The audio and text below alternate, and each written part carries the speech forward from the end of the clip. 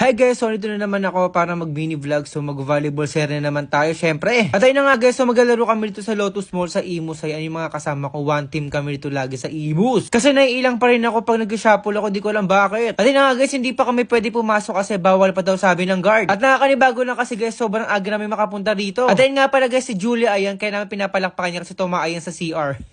Ayun yung mga nakakalaro ko guys sa Tansa Cavite. Ayan, halos regular na ako naglalaro sa kanila at lagi ko sila nakakalaban. At kaya pag tayo kami guys, one team na rin kami. O diba guys, nandito lang ako nakatambay sa upuan habang naghihintay ng mga player. Halos 1 hour kami naghihintay dito pero okay lang kasi hindi naman gaano mainit dito. At yun na guys, yung malapit na mag 4 PM ayan, nagsisipaggatingan na sila pa konti-konti. At sa mga gusto pala maglaro dito guys sa Lotus Mall, ayan, PM nyo lang ako or kung mag-comment lang kayo dito. O diba guys, nagkabulbulol na ako. Ito ang pinakamaganda guys, ayan, may pamerienda sila. Mabuti na talaga, fresh ako ngayon kahit wala akong tulog dito. Hindi ko alam bakit ganun pag puyat ako, nakikita ko yung fresh ko. Pero pag marami akong tulog hindi, bakit ganun? Haggard. Mundo nga naman talaga, bago-bago. Tingnan nyo naman itong dalawang to, sobrang sweet. Sana all. At yun na nga guys, yung pwede na kayo pumasok. Ayan, nagpa-video muna ako kay Mark. Kunyari hindi ko alam, pero alam ko talaga yan. Ganyan ang mini vlog guys, kailangan lahat ng detalyo makukuha mo. O diba guys, ayun yung court, sobrang ganda niyan promise. Hindi naman dito gaano mainit. Makikita mo lang iliwanag guys pag mga 4 to 5 PM, ayan. At yun na nga guys, ayun yung mga nakakalaro namin, sobrang bait nila guys. Wala ditong atitsyon na promise. O diba guys, tingnan nyo naman yung chulo ko dito, sobrang fresh. Wag lang yung titingnan yung ilong ko, tingnan yung taga-pantay yan.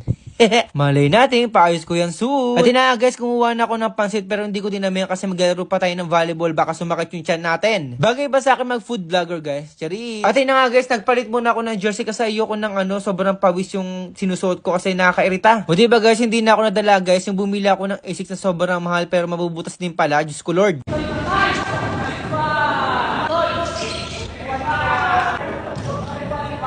At yun na nga guys, so tapos na yung laro namin, first place na naman kami, 3 beses na kami naging first place dito. Diyos ko Lord, hindi pa kami nagiging champion dito. Diyos ko, ang bola talaga bilog no. Ito yung pinaka-exciting part guys, pa after nyo maglaro guys, ayan, tatambay-tambay muna kayo kahit saan, kung saan meron pwede tambayan, Diyos ko. Syempre guys, hindi ako papayag yan, di tayo kakain sa Minute Burger kasi sobrang sarap ng dito, yung lang, pepper kineme root, magano, sobrang sarap dito sa Minute Burger, promise. At saka buy one, take one pa, diba? Saan ka pa? Ayan yung in-order ko guys, diba? Sobrang sarap at hindi siya tinipid.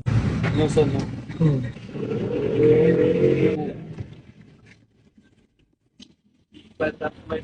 Na.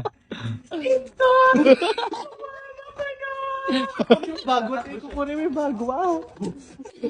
Kaya ginawa ni Mark yung guys kasi nandito kami sa Camellia, 'di ba? Yung mga palabas ni ni Chris Aquino, yung Feng Shui ata yun. Ayun, nagiinuman sila guys, ako ayan for the watch lang. Ganito na lang, paalam.